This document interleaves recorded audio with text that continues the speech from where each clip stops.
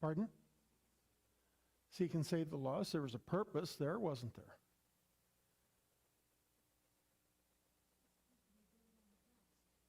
Built on Christ. He's our cornerstone. Sent Christ. Church is to be his bride.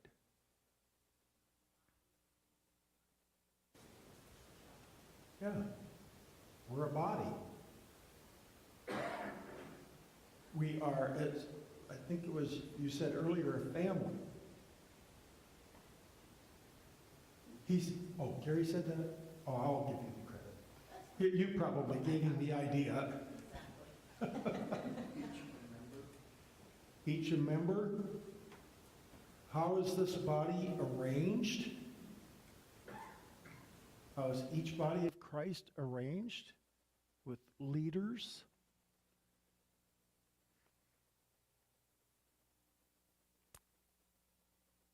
We should be a worshiping church. Somebody said loving others. Evangelical, reaching out for others. Who harvests? God does. What is our purpose?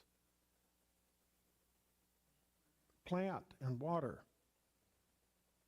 And I don't know that we always understand that. We think, oh, well, I'm going to save this soul. No, you're not. You're not saving anybody. And I remember when I first became a Christian, well, you were expected to save souls. Going, wow. And again, now that I'm maybe a little more mature, I maybe understand what they were trying to say, but the message got lost to me in I had to do this. No, I have certain responsibilities, certain things that I need to do to build in the church, but I have to let God do what he's supposed to do and not try and take what is his and make it mine. Is that it's not working. What materials do we have to get? Yes, Richard. I know in the Bible it says to save others by snatching them out of the fire. We lead them and help teach them, but God is the one that saves them, not us. Right. So there are things that we can do. So if we've got a plan here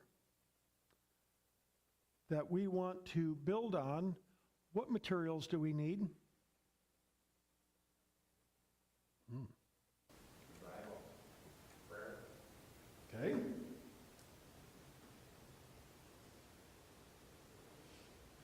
Action. Pardon? We need action to do something. We really have to do something. For which one of you, when he wants to build a tower, does not first sit down and calculate the cost to see if he has enough to complete it? Is that kind of a tie into what Dave was saying this morning? Yeah, sometimes we have to have money. We have things that we want the church to do, that we want to build here.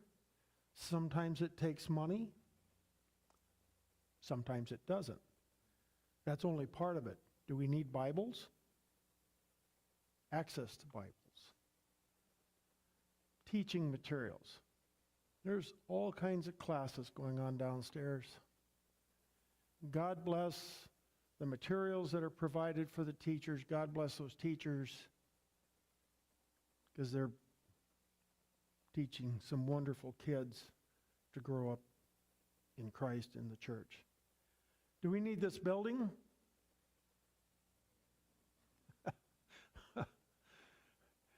Yes and no.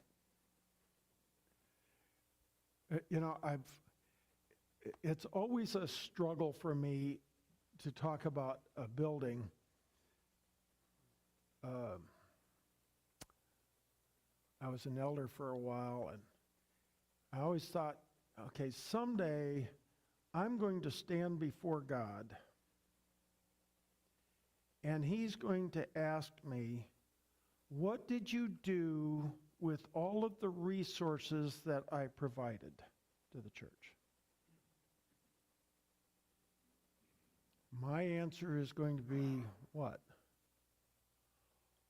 Oh, well, we built this really nice building that we use maybe a half a dozen hours a week. And I think about that and I'm going, I wonder what his response to that will be. He might say, oh, that's interesting. Now listen, I know we do a lot more than that. And I'm not saying we ought to sell the building and go worship out in the park. That would be a little tough in January, wouldn't it? In South Dakota, yeah. We'd all have to move south to go out in the park. But that's one of those, yes, Rudy. It's something that we have to have, a place of worship. And the early church did find places of worship, whether it was in somebody's house or some other gathering place. So I understand that. It's just, is that a congregation and they put out, I was part of a budget, and they split it out as to how much was spent on evangelism and how much was spent on basically ourselves. And it was about 60% was spent on the way they categorized it on ourselves. Now that included teaching, and it included the building, and so, that's not a perfect thing, but I just want us to think about when we talk about these materials that we need to build the church,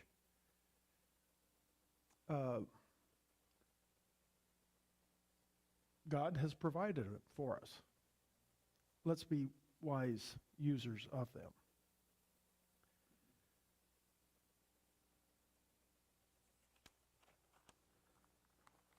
And then, what other things do we need?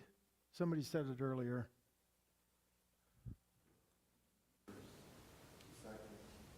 Disciples number? Members. Why do we need members? Well, the church is not a building. Right. It's a body of believers Okay. that meet on a single, thought or purpose. I've always said it's not the sign above a church building that saves a person. It's Jesus that saved us. Okay. So we can fill this building with members, and we've built the church.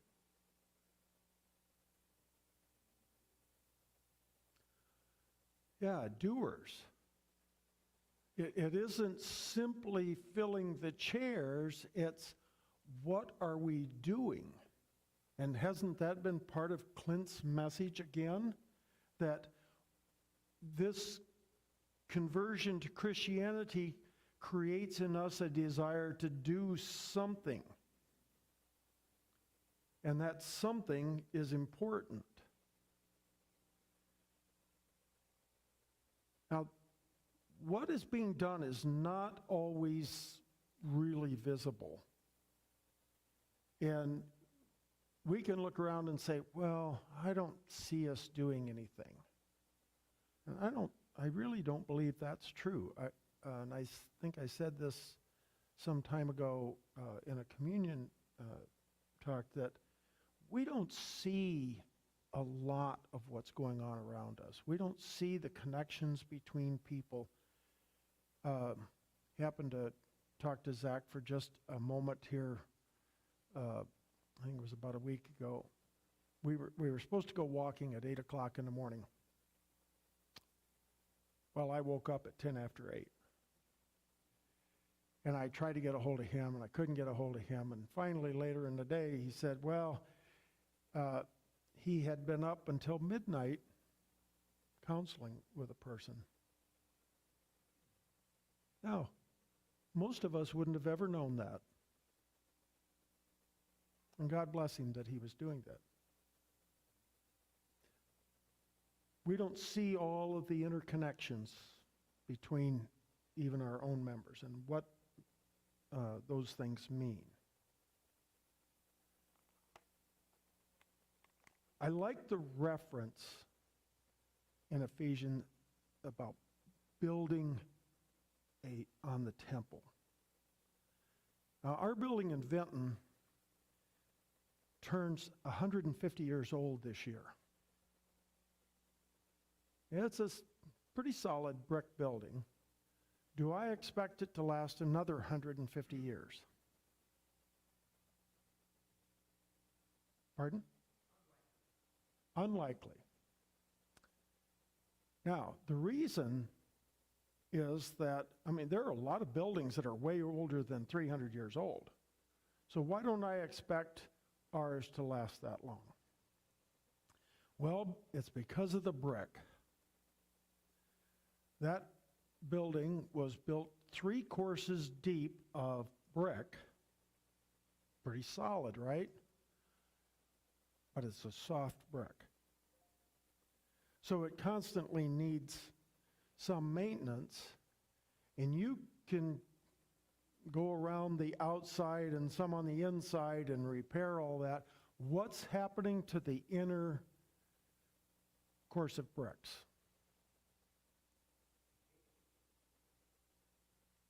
Every now and again we see it, they've turned to powder. Now, how are we described, or how does God describe what he's doing to Christians? Need all the time, but inwardly we're being renewed each day. Okay, I heard that. And it's exactly the answer that I was looking for. See, I might be getting, my brother's friend calls us Q-tips because I have white hair, but I still have good hearing. Say it again, please. Refining by fire. What do they do with the really good bricks? Pardon? They bake them. They test them with fire till they're really hard. And guess what? Those brick last a long, long time. Now, I don't know how these soft brick were made, whether it was the materials or whatever it was, but yeah, they're not going to, eventually, that inner course, which we can't really get to, so unless we tore out the whole outer wall and rebuilt the inner course, which I hope doesn't go on in my lifetime, because I don't know how we'd ever afford that. But sooner or later, that building will have a problem.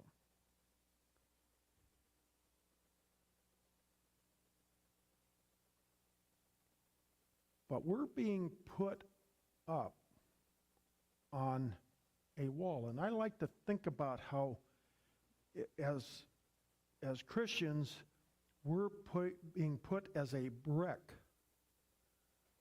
on the temple.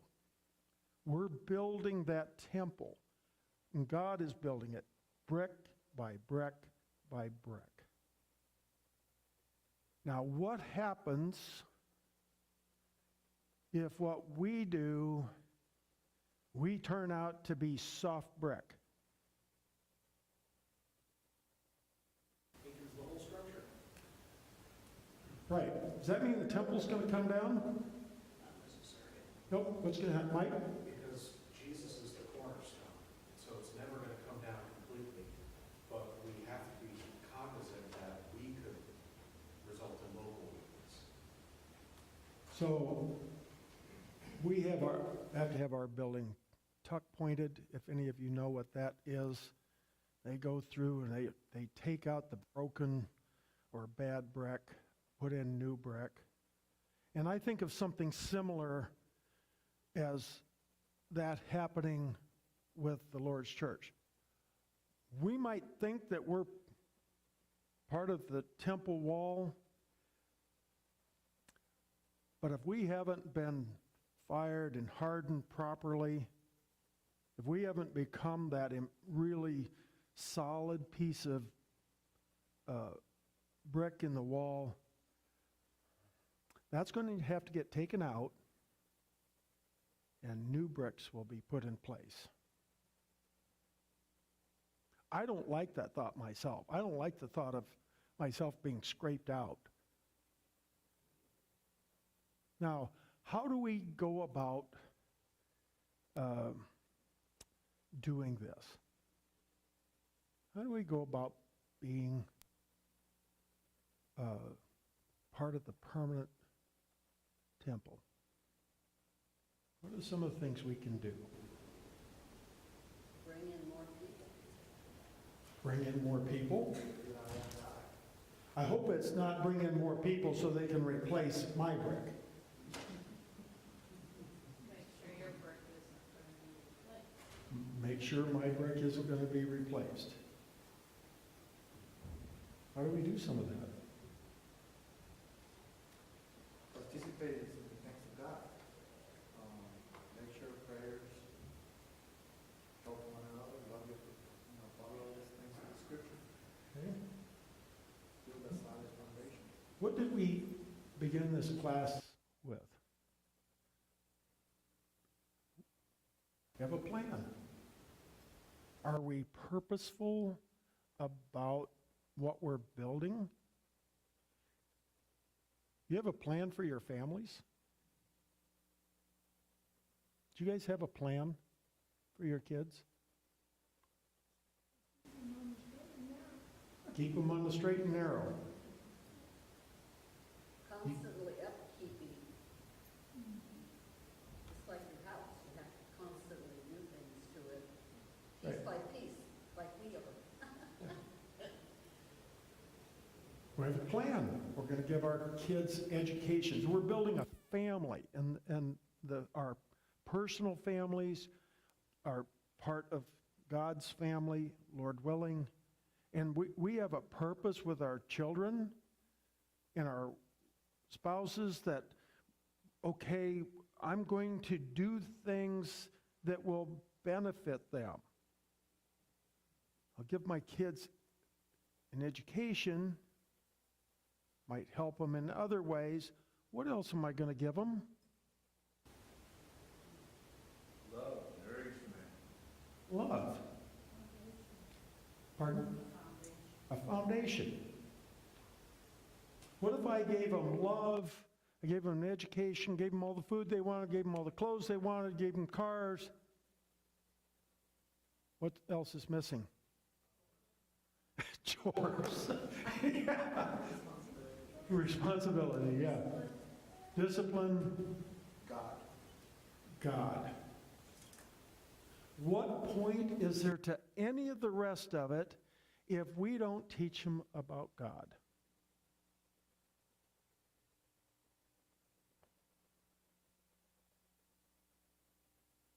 Elizabeth talked to me one day. One of the boys had, I think it was Aiden, and he asked me one day, he said, when we die, are we going to be zombies? You got to know Aiden. Yeah. So, yeah, go ahead and answer that for a 5-year-old, would you? Or explain what going to heaven means to a 5-year-old. I mean, some things are a little difficult to get the concepts through in their mind. My response to her was, that's great. What are you talking about with him? You're talking about God. You're talking about heaven. You're not talking about what sex is he. what else is negative in the world. You're not talking about that. You're talking about God. And these are some of the very foundational efforts that we're building in families.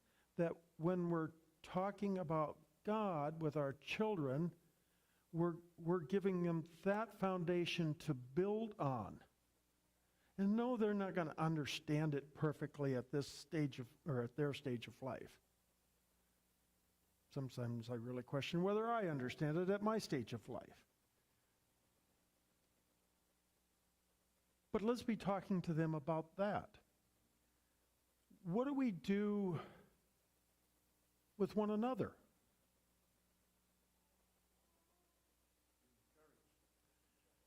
Thank you.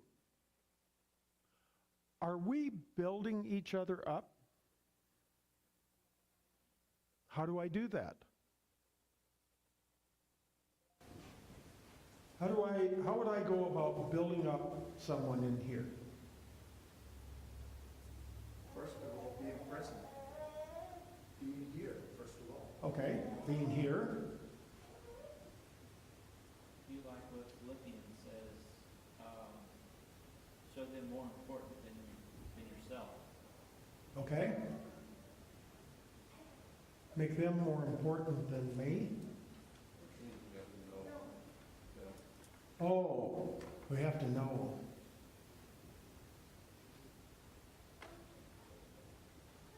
Yes. Say that, Jack. Thank you, Bert.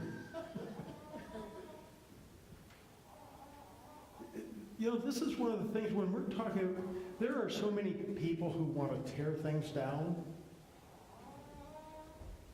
You know, I can make a pretty good demolition person if I want to be. I mean, I love swinging a big hammer and knocking a piece of wood off. I helped my neighbor tear his deck down here a couple of weeks ago. That was really fun. You know, we got to cut it up into pieces and take hammers to it, and yeah, that was kind of fun. It is not so fun to be on the receiving end of that when you're a part of the church. And aren't there a few people that you've known throughout your lifetime who can be that way? They can be a wrecking ball. And that's no fun. So, are we going to be purposeful? Are we going to have a plan to encourage or to build up each other? There are, I don't know, 3 or 4 people that I have, members of the church that I've met in my lifetime. And I am so blessed having been in their presence. I never heard them say a cross word about anybody else. They were always encouraging me in one way or another. I'm going, oh, I wish I could be like them. Well, maybe I should be more like them. Yes, Larry. As I'm getting older, I feel there's a huge thing that I just never considered before. You're not building that other person up. Where are you going? I don't think there's a new build. You're not building them up, you're tearing them down. If you're not building up, you're tearing down. If you think you're not doing anything, you're wrong. I think you're actually tearing down. That's kind of tough, Larry.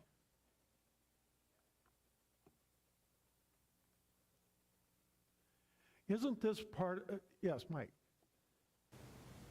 I'm just going to use myself as an example, so I'm not stepping on your toes, but looking at my past life, there were things that needed to be torn down. And building people up in some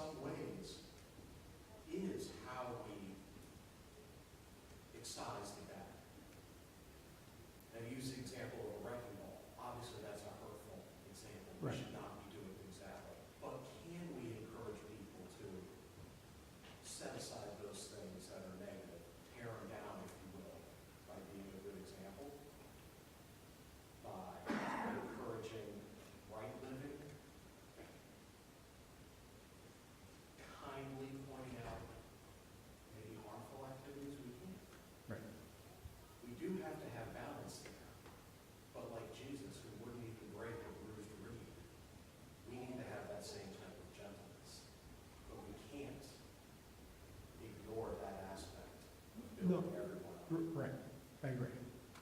Great. Yes. Briefly. And I want to state this carefully because you can open up a lot of discussion and go different way with it. There's a reason, I think, as an observation, there's a reason that in our terminology, we don't ever find in the Bible what we commonly call a worship service. The apostles never spoke of anything like that.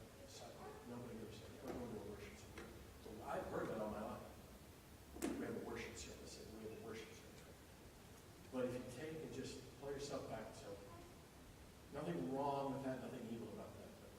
But 1 Corinthians chapter 14 arguably might be the most important chapter about what we do when we come together ever written. And I think, rightly so, we're talking about building up. The Greek word for edification.